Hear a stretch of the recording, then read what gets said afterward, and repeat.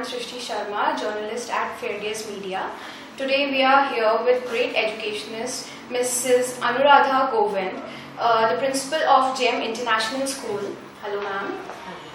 Ma'am, I would like to ask you that how new careers are coming along, and students need to know about them. So, what your school is taking an initiative as what you people are doing to encourage children for the different careers, and to the parents so that they can encourage their children to go in those careers. I'll tell you about, how do we approach careers at the first place in the junior classes themselves. We look at the strengths and weaknesses of children. We do a very strong life skill program in school where self-awareness is, of course, the foundation of it. Where the child gets to know about their own, they all get to know about their own aptitude, their learning style, and their skill sets, their talents, their personality type is so very important. And right from there, there is some foundation to the fact that who is good at what. So, and we get to know about it. We keep talking to parents also about that. Now, the moment they come to grade 9, 9 to 12, we have an elaborate program, CCD, Career Development Program in school from Mr. Jitin Chawla and this group. And also in collaboration with the universities from US and Mexico and Canada, they keep coming to our school, and their admission counselors and directors and all, they do many sessions with children. So at that stage, psychometric analysis of children is done, aptitude testing, and then a one-on-one meeting with parents and children is done. So a lot of work is done to apprise parents as well as children on the variety of courses which are possible, on the variety of careers which are possible, and to clear the myths which I'm sure even FairGaze is looking at and trying to clear, that science stream is the stream to be in, or with maths, and all the good career choices are with science only. So if you have taken science up to 12, you're sorted, and after that you can make some other choices.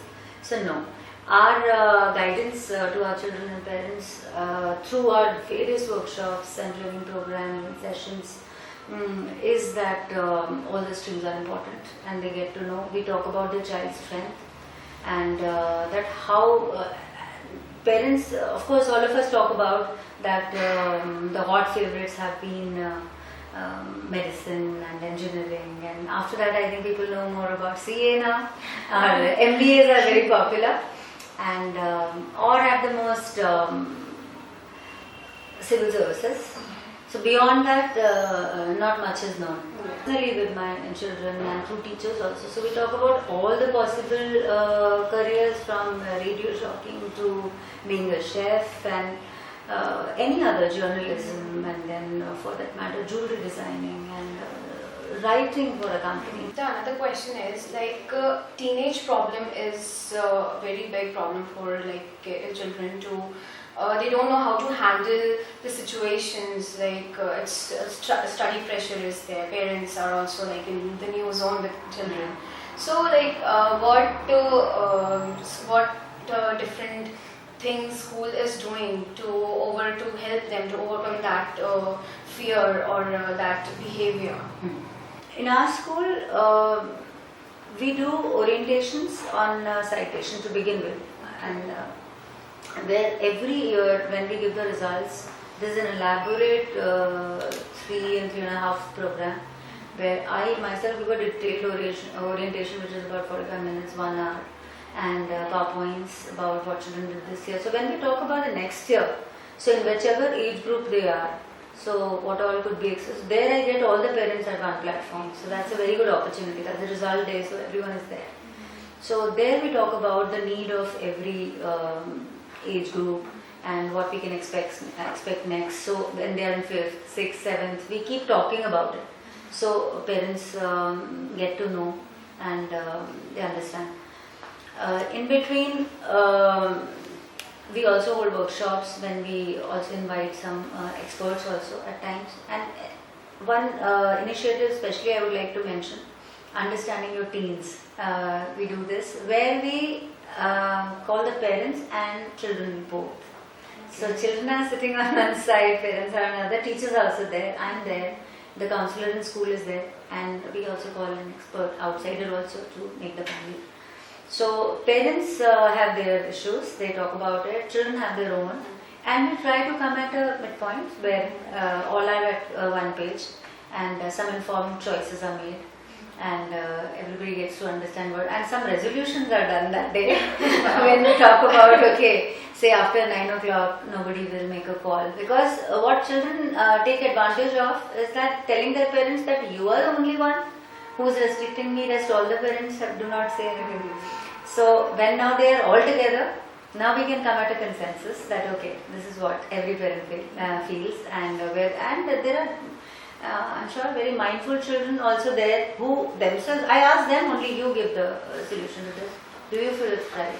And so everything is done through that mutual discussion, and mutual consensus is formed. So this is liked a lot by parents because this solves a lot of problems. Ma'am, you said that children are getting more along with the media and social media. So what are the different things school is helping them to get more interactive socially, because they are getting introvert, because social media is you are engaged in your phones and everything. So how they are being helped for being social interactive? If you're talking about the school, here we keep a very close eye on even with the small kids, because these are, as I told you, very small, strong life skill program we have in schools. So, and we look very closely at the individual. Each individual is very different. As you said, some of them are shy, some are very extrovert. So that becomes a cause of worry. I'm most worried with a child who does not connect, who does not make an eye contact. So right at that point, I get activated when a teacher comes to me and tells me, and then I meet the child myself. Then some few cases where she can handle, my counselor also handles. We keep meeting parents, we give them tips, we give opportunities to this child also that he opens up, like giving him some position of leadership in class.